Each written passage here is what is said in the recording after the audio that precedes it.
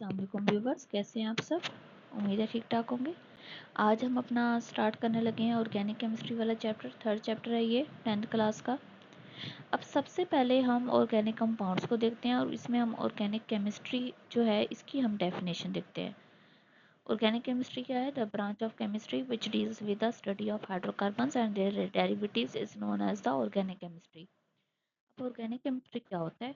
Organic chemistry branch है chemistry की जिसके अंदर हम क्या पढ़ते हैं? हम हाइड्रोकार्बन्स को पढ़ते हैं, ठीक है, और उनके डेरिवेटिव्स को पढ़ते हैं। हाइड्रोकार्बन्स ऐसे कंपाउंड्स होते हैं, ऐसे ऑर्गेनिक कंपाउंड्स होते हैं जो कार्बन और हाइड्रोजन से मिलके बने होते हैं। तो इनको इन सारे ऐसे तमाम कंपाउंड्स को हम डिस्कस करते हैं ऑर्गेनिक केमिस्ट्री में। ये एक इंटरेस्टिंग इन्फॉर्मेशन आपको मिली हुई है यहाँ पे। Naphthalene is an organic compound. It sublimes at room temperature, gives out very strong smell. It is used in mothballs to keep insects away from the cloths. अब naphthalene जो होता है ये रूम टेम्परेचर पे जो है एवापोरेट भी हो जाता है, और दूसरी बात ये है कि इसको जो है इसकी स्मेल अच्छी होती है और इसको हम कपड़ों में भी रख सकते हैं। एक थैली होती है उसके अंदर इसकी बॉल्स डाल के उसको कपड़ों में भी रखा जा सकता है, कपड़ों के स्टॉक में, और इसके अलावा जो शूज़ होते हैं उनके स्टॉक में भी रखा जा सकता है। इससे क्या होता है, इसकी स्मेल की वजह से जो इंसेक्ट्स हैं वो हमारे कपड़े या जूतों को ख़राब नहीं करते। इसके बाद आता है दो the oxides of carbon like carbon monoxide and carbon dioxide, carbonates, bicarbonates and carbides are also the carbon compounds.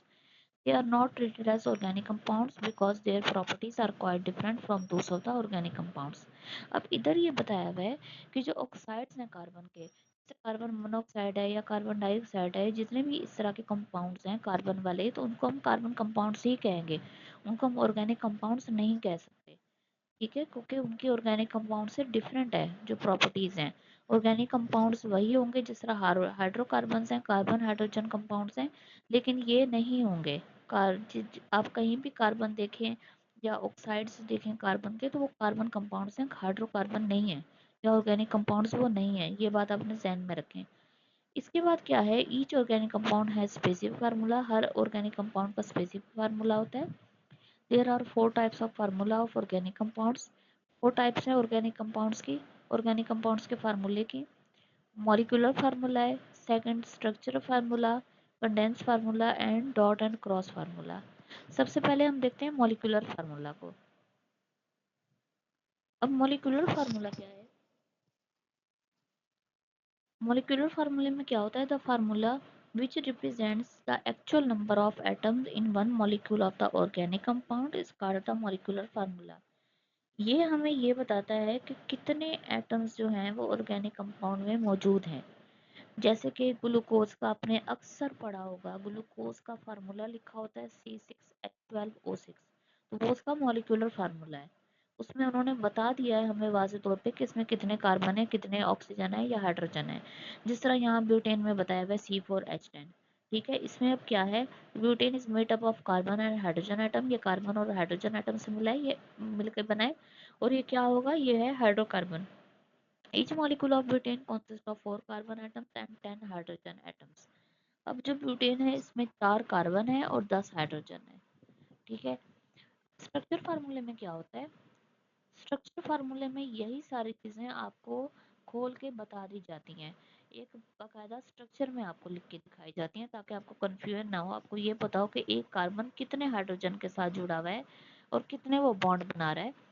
Structure formula of compound represent the exact arrangement of different atoms of various elements present in the molecule of substance. ये असल जो actual arrangement होती है उसके बारे में ये बताता है। ठीक है, the structure formula single bond is represented by single line, double bond represented by double line and triple bond represented by the triple line.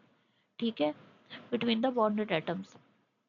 अब इसमें ये होता है कि ये तो हैं सिंगल बॉन्ड वाले, ये ब्यूटेन है।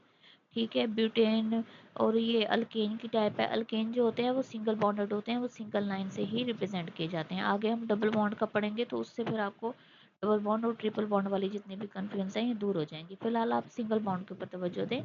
यहाँ पे सिंगल बॉन्ड है, सिंगल लाइन है, ठीक है, ये एक बॉन्ड बना रहा है इसलिए यहाँ पे सिंगल लाइन ही लगेगी। ऑर्गेनिक कंपाउंड में have same number, same molecular formula but different structure formula. Butane के केस में क्या है, जब हम इसको स्ट्रक्चरल फार्मूले के तौर पे लिखते हैं तो हम इसको दो तरीके से लिख सकते हैं। एक ब्यूटेन है, नॉर्मल ब्यूटेन है, दूसरा क्या है, आइसोब्यूटेन।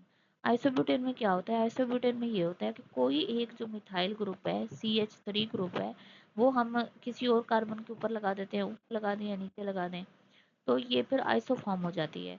ठीक है, तो यही इन्होंने बताया हुआ है कि इनका सेम मॉलिक्यूलर फार्मूला है। रहे तो ये 4 कार्बन ही और 10 हाइड्रोजन, ये भी 4 कार्बन है, 10 हाइड्रोजन है, लेकिन इनका क्या है, सेम मॉलिक्यूलर फार्मूला है लेकिन डिफरेंट स्ट्रक्चर फार्मूला है। अगर इन दोनों को कंपैरिजन किया जाए, इसमें हमने मिथाइल ग्रुप की पोजीशन चेंज कर दी है। ठीक है, 3 कार्बन इकट्ठे रहे हैं, एक कार्बन को अलग करके दूसरे कार्बन से अटैच कर दिया है, तो यही चीज़ इधर है। ठीक है, ये आइसोब्यूटेन है, ये एन ब्यूटेन है। एन ब्यूटेन को नॉर्मल ब्यूटेन भी कहते हैं, और जहाँ सिर्फ ब्यूटेन लिखा हो वहाँ आप इसको इस तरीके से भी लिख सकते हैं। तीसरा क्या है, तीसरा है कंडेंस फार्मूला। अब इसमें क्या होता है, इसमें ये होता है कि आप स्ट्रेट चेन हो या ब्रांच चेन हो, जैसे कि इस केस में था, ब्यूटेन स्ट्रेट चेन थी और ये क्या थी, ये ब्रांच चेन थी। ठीक है, एक ब्रांच की फॉर्म में थी ये। तो इस तरह की जितनी भी चीज़ें होंगी इनको आप लिखेंगे कंडेंस फॉर्म में। यहाँ तो आपने खुला लिख दिया था, अब इधर आपने कंडेंस फॉर्म में लिखना है। CH3 है, CH2 है, CH2 फिर CH3, इस तरह। मैंने क्या कहा था, मैंने वहाँ पे ये कहा था कि एक मिथाइल ग्रुप जो है पोजीशन चेंज कर लेगा, दूसरे कार्बन से अटैच हो जाएगा, तो यहाँ पर ये हुआ है। ठीक है, ये आइसोब्यूटेन जो है यहाँ पे हमने इस फॉर्म में लिखा है, कंडेंस फॉर्म में। इसी तरह क्लोज फॉर्म में लिखी जाती हैं जो भी चीज़ें होती हैं, जो भी स्ट्रक्चर होते हैं। फिर फार्मूला में आप हर चीज़ का बताते हैं, अलग अलग करके दिखाते हैं हर चीज़ को। कंडेंस में आप लिखते तो फार्मूला पूरा है, उसको खोल के ही लिखते हैं, लेकिन उसको कंडेंस फॉर्म में कर देते हैं आप।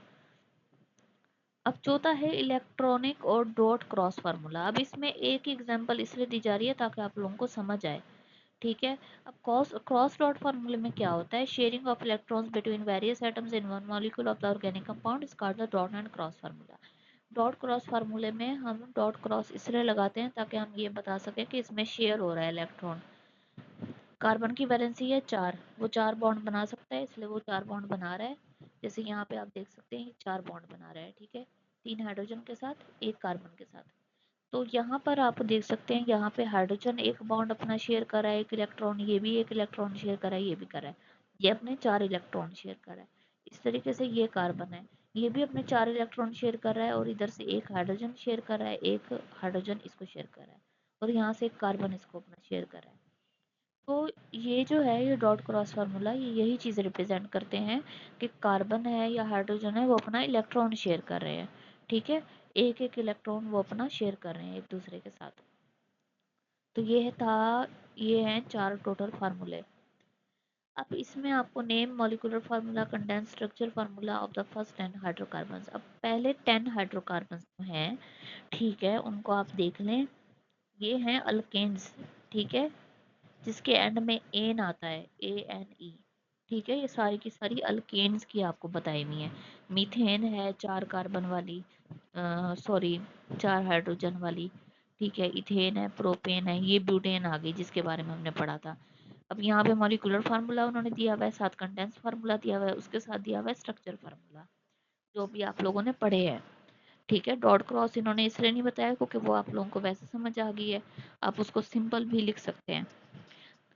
बात ये है, कहीं भी आपको कोई भी इस तरह का दिया हुआ होगा, मीथेन दिया हुआ होगा, इथेन दिया हुआ होगा, आपको कम से कम इतना पता होना चाहिए कितने कितने कार्बन है और कितने हाइड्रोजन है। आपको इस कम से कम ये चीज़ मॉलिक्यूलर फार्मूला पता होना चाहिए। फिर आप इजीली इसका कंडेंस फार्मूला भी लिख लेंगे, और स्ट्रक्चर फार्मूला तो वैसे ही आप लिख लेंगे। जब आप कंडेंस लिखेंगे तो स्ट्रक्चरल फार्मूला आप उसको देख के डराइव कर सकते हैं। तो ये सारा कुछ इधर बताया हुआ है। ये आपको बताए हुए हैं डिकेन, 10 कार्बन वाली चेन का आपको इन्होंने बता दिया है। ठीक है, तो इसको भी आपने लाजमी देखना है, स्किप बिल्कुल नहीं करनी कोई भी चीज़। तो ये हमारा आज का लेक्चर था। कोई चीज़ आपको ना समझ आई हो तो ज़रूर बताइएगा कमेंट में, मैं आपको इंशाल्लाह नेक्स्ट वीडियो में ज़रूर उसका जवाब दूंगी। ओके, थैंक यू, अल्लाह हाफिज़।